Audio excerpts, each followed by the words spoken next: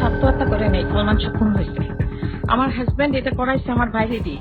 সামিরা দরজা খুলে দেয়, তারপরে ডন জাভেদ ওরা ঝাঁপিয়ে পড়ে সালমানের উপরে।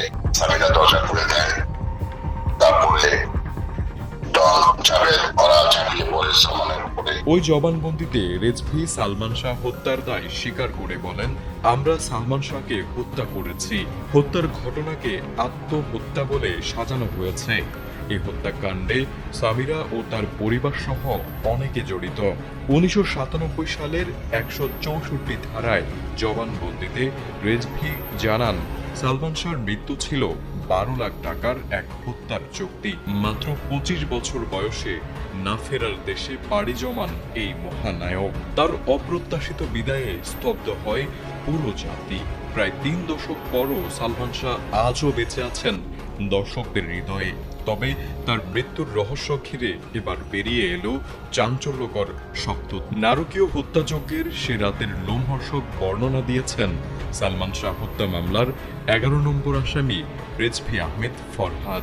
দীর্ঘ 29 বছর পর অভিনেতা সালমান শাহর অপমৃত্যু মামলা রূপ নিয়েছে হত্যা মামলায়।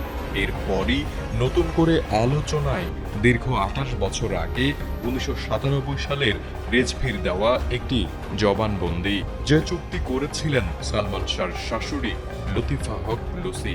এ হত্যা চুক্তিতে আরও ছিলেন বাংলা সিনেমার খলনায়ক ডন, ডেভিড, ফারুক ও জাবেদ। লোমহর্ষক বর্ণনা দিয়ে রেজভি বলেন, রাত 2:30টায় সালমান শাহর বাড়িতে যান ডন, ডেভিড, ফারুক ও আজিজ ভাই। রেজভির দাবি, সে রাতে ঘুমন্ত সালমান শাহর উপর ঝাঁপিয়ে পড়েন হত্যাকারীরা। নারকীয় সেই হত্যাযজ্ঞে উপস্থিত ছিলেন সামিরা, সামিরার মা লুসি ও আত্মীয়া রুবি।